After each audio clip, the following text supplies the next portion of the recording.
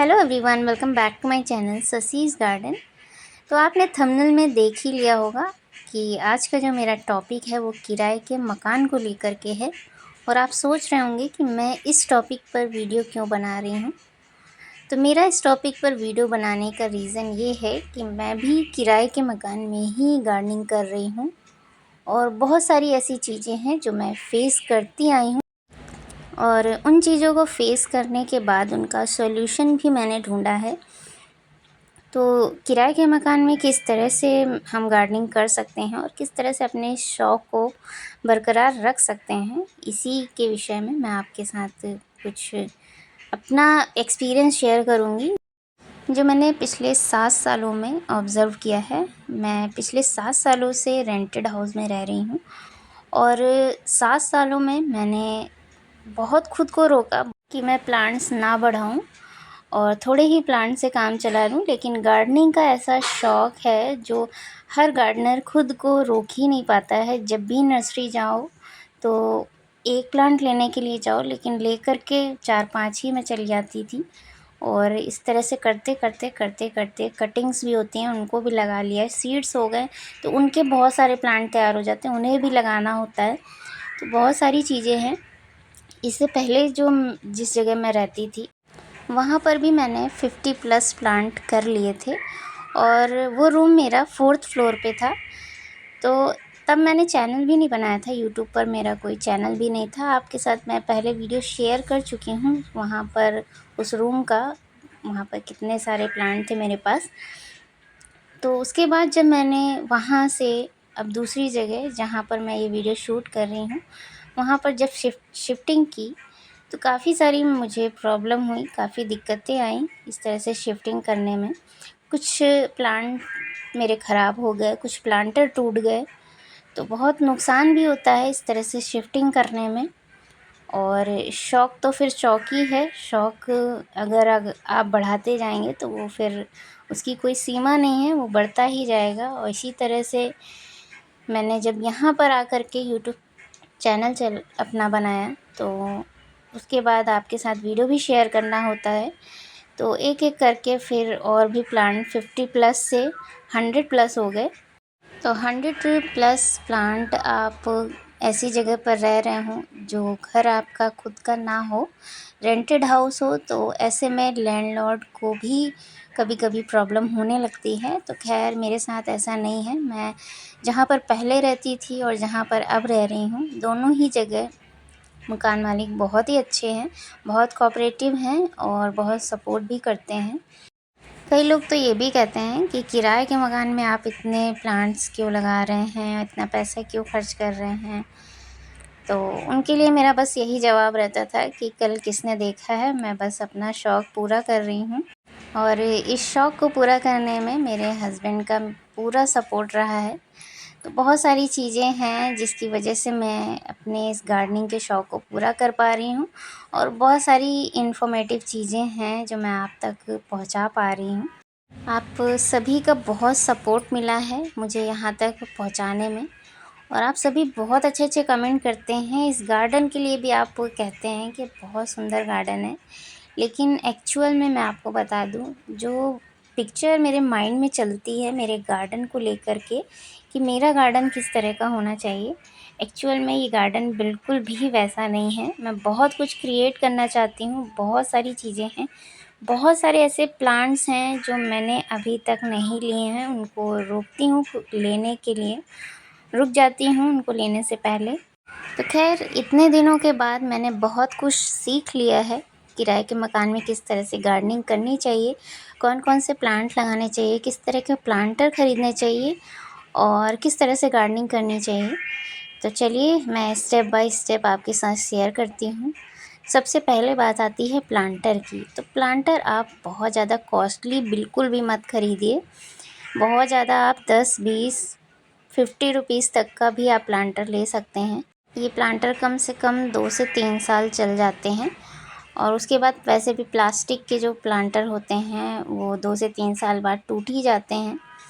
और मिट्टी के अगर आप प्लांटर लेंगे तो जो है आप दूसरे के मकान में गार्डनिंग करेंगे तो छत पर भी लोड वगैरह का भी प्रॉब्लम होता है। मिट्टी के प्लांटर जो होते हैं थोड़े से हैवी होते हैं, तो बहुत ज़्यादा प्लास्टिक के और मिट्टी के कंटेनर वगैरह इकट्ठे ना करें, जितने हों लिमिटेड ही रखें और उन्हीं में फ्लावरिंग प्लांट वगैरह लगाएं।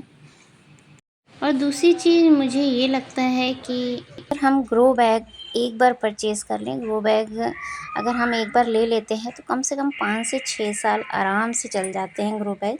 अगर आप अच्छी क्वालिटी का लेते हैं या फिर घर में बहुत सारे हमारे पास ऐसे सामान आते हैं, जैसे आटे की बोरियां हो गई, चावल की हो गई, उसमें भी हम गार्डनिंग कर सकते हैं। उसमें तो एक भी रुपया भी हमारा नहीं खर्च होगा।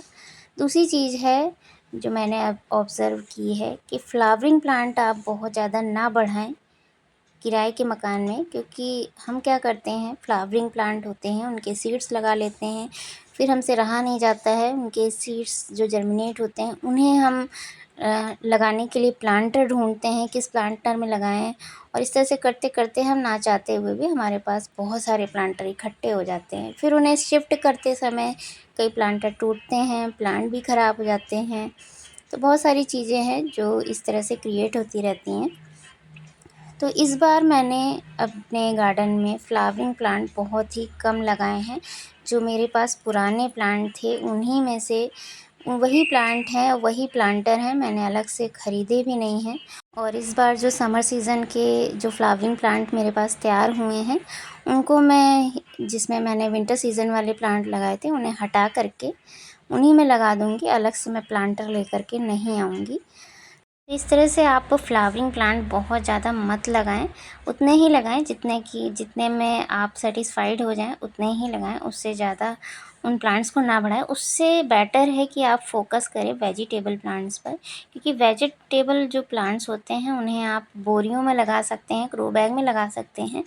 और वेजिटेबल प्लांट्स में एक ख़ास चीज़ ये होती है कि हर 3 मंथ 4 मंथ में हार्वेस्टिंग के लिए सब्जियां तैयार हो जाती हैं और दोबारा से हम फिर से सीडलिंग तैयार करते हैं और फिर उन सीडलिंग को ट्रांसप्लांट करते हैं। तो इस तरह से 3-4 महीनों का जो सर्कल होता है उसके बीच में हमें गैप भी मिल जाता है। तो जब भी शिफ्टिंग की बात आएगी तो इस तरह से आपको पता ही होगा कि कितने मंथ बाद आपको शिफ्ट करना है, किस तरीके से शिफ्ट करना है। तो शिफ्टिंग से पहले आप वेजिटेबल प्लांट्स को लगाना बिल्कुल बंद कर दें, और जो भी बोरियां या ग्रो बैग आप यूज़ कर रहे हैं उनको आप उनकी पूरी मिट्टी निकाल सकते हैं और उस पूरी मिट्टी को किसी बड़ी चीज़ में आप भर करके जहाँ पर भी आप शिफ्ट कर रहे हैं वहाँ पर आप आसानी से पहुँचा सकते हैं। और इस तरह से आपका कोई प्लांट, जब आपने प्लांट लगाया ही नहीं है वेजिटेबल प्लांट, तो आपका कोई प्लांट ख़राब ही नहीं होगा और नई जगह पे जाकर आप नई तरीके से दोबारा से सब्जियां वगैरह ग्रो कर सकते हैं। तो इस तरह से मुझे जो ठीक लगा कि वेजिटेबल प्लांट्स हम लगा सकते हैं, और उससे एक ये भी फ़ायदा होगा कि आपको अच्छी ऑर्गेनिक सब्जियां खाने को मिलेंगी, सब्जियां हार्वेस्ट करने को मिलेंगी। और किचन गार्डनिंग में बहुत ज़्यादा खर्च भी नहीं आता है। आप घर से ही कंपोस्ट किचन वेस्ट से तैयार कर सकते हैं और घर के ही सीड्स से आप थोड़े बहुत ऐसे प्लांट हैं जो लगा सकते हैं, और जब आप हार्वेस्टिंग करेंगे तो आपको एक अलग से ही सेटिस्फेक्शन मिलेगा। तो ये सारी चीज़ें मैंने ऑब्ज़र्व की हैं। और बाकी फ्लावरिंग प्लांट हो गए और जो शो प्लांट होते हैं, और बहुत सारे मेरे पास ऐसे प्लांट हैं जो मैंने लगा रखे हैं। वो प्लांट हैं, उन्हें मुझे जैसे मैंने लगा रखा है प्लांटर में, उन्हें मुझे वैसे ही पहुंचाना होगा। अब से मैं जहां पर भी शिफ्टिंग करूंगी, क्योंकि जितने भी परमानेंट प्लांट होते हैं वो जल्दी ख़राब नहीं होते हैं, डोरमेंसी पीरियड में जाने के बाद दोबारा से सही हो जाते हैं। तो इस तरह से हम उन्हें निकाल नहीं सकते हैं। जबकि यहीं पर वेजिटेबल प्लांट्स होते हैं, उन्हें हमें जब एक से दो बार हार्वेस्टिंग ले लेते हैं हम उनसे, तो हम दोबारा से इन प्लांट्स को तैयार करते हैं, सीडलिंग्स लगाते हैं। तो इस तरह से हमें मौका मिल जाता है ग्रो बैग्स को खाली करने का। और ग्रो बैग्स आप पूरी तरह से खाली करके आप कहीं भी पहुंचा सकते हैं आसानी से, और सारी की सारी मिट्टी एक साथ एक जगह पर शिफ्ट की जा सकती है। तो इस तरह से मैं जब भी शिफ्टिंग करूंगी, तो जो प्रोसेस मैंने आपको इस वीडियो में बताया है उसी प्रोसेस से मैं इस बार अपने जो ग्रो बैग्स हैं खाली करके दूसरे जगह पर शिफ्ट करूँगी। तो मेरे साथ जुड़े रहिएगा ताकि आपको भी पता चल सके कि किस तरह से शिफ्टिंग के दौरान आप बिना किसी पौधे को डैमेज किए हुए, बिना किसी प्लांटर को ख़राब किए हुए अपने गार्डनिंग के शौक़ को पूरा कर सकते हैं। तो इस बार मैंने आपके साथ शेयर भी किया था, मैंने काफ़ी सारे प्लांट्स लगाए वेजिटेबल। ये फ्रेंच बीन्स है, इससे पहले मैंने बैंगन का प्लांट आपको दिखाया था। और इसी तरह से मैंने लौकी का प्लांट लगा रखा है, कद्दू का प्लांट लगा रखा है, मिर्च का प्लांट लगा रखे हैं, टमाटर मैंने आपको कई बार हार्वेस्ट करके भी दिखाए हैं, स्ट्रॉबेरीज़ भी मैंने लगा रखी हैं और इसी तरह के ग्रो बैग्स मैंने यूज़ किए हैं। ये ग्रो बैग्स मैंने ऑनलाइन मंगाए थे और बहुत ज़्यादा कॉस्टली नहीं पड़ते हैं, अच्छी क्वालिटी के भी हैं, कई दिनों तक चल भी जाएंगे।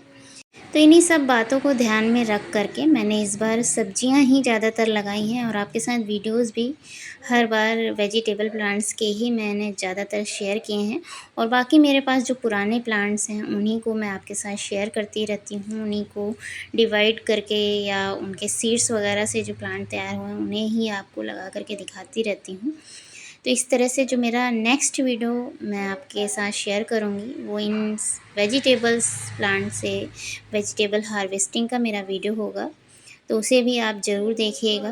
तो इस तरह से जो चीज़ें मेरे माइंड में चल रही थी और जिसे मैं आगे अप्लाई करने वाली हूँ, तो वो मैंने आपके साथ शेयर किया। तो इस तरह से अगर आप किराए के मकान में गार्डनिंग करते हैं तो पहला फ़ायदा आपको ये होगा कि आपको बहुत ज़्यादा खर्च करने की ज़रूरत नहीं होगी। किचन गार्डनिंग में बहुत ज़्यादा खर्च नहीं आता है। और दूसरी चीज़ है, जब आप सब्जियां हार्वेस्ट करेंगे, भले ही थोड़ी ही सब्जियां आप हार्वेस्ट करेंगे लेकिन आपको एक जो मेंटल सेटिस्फेक्शन है वो मिलेगा। तीसरी चीज़ है, शिफ्टिंग के दौरान आपको बहुत ज़्यादा प्रॉब्लम नहीं होगी। आप एक साथ पूरी मिट्टी निकाल करके एक बार में शिफ्ट कर सकते हैं, पहुंचा सकते हैं और ग्रो बैग को दोबारा से फिल करके दूसरी जगह पर एक नए तरीके से दोबारा से गार्डनिंग कर सकते हैं। तो वीडियो के लास्ट में मैं आपको बता दूं कि ये सारे ही प्लांट अपनी परमानेंट जगह पर पहुंचने वाले हैं और कितना समय लगेगा मैं ये आपको क्लियर नहीं बता सकती हूँ, लेकिन बहुत जल्द। और जहाँ पर भी ये जाने वाले हैं वॉकिंग डिस्टेंस ही है, बहुत ज़्यादा दूरी पर नहीं है। तो बहुत जल्द जो भी मेरे माइंड में पिक्चर है मेरे रियल गार्डन को लेकर के, वो गार्डन मैं आपको क्रिएट करके दिखाऊंगी। मेरे चैनल से जुड़े रहिएगा और जो लोग इंटरेस्टेड हैं आगे की मेरी जर्नी को देखने के लिए और फर्स्ट टाइम मेरे वीडियो पर विज़िट कर रहे हैं वो इस चैनल को सब्सक्राइब ज़रूर कर लीजिएगा, ताकि आगे की जो जर्नी है और जो भी मेरी क्रिएटिविटी है आप तक पहुंच सके और शायद आपको कुछ मदद मिल सके। तो अगर आपको ये वीडियो पसंद आया हो तो प्लीज़ मुझे कमेंट करके ज़रूर बताइएगा। और फिर से मैं एक बार कह रही हूँ, अगर चैनल पर फर्स्ट टाइम विज़िट कर रहे हैं तो चैनल को सब्सक्राइब करके बेल आइकन को ज़रूर प्रेस कर लीजिएगा, ताकि आने वाले नेक्स्ट वीडियो का नोटिफिकेशन आप तक पहुँच सके। तो इसी तरह से सपोर्ट अपना बनाए रखिएगा। यहाँ तक आपने मुझे पहुँचा दिया है, आगे भी इसी तरह से मेरे साथ मेरे वीडियोज़ में बने रहिएगा। तो मिलते हैं फिर से इसी तरह के एक और नए इंटरेस्टिंग वीडियो में। तब तक के लिए thank you so much for watching.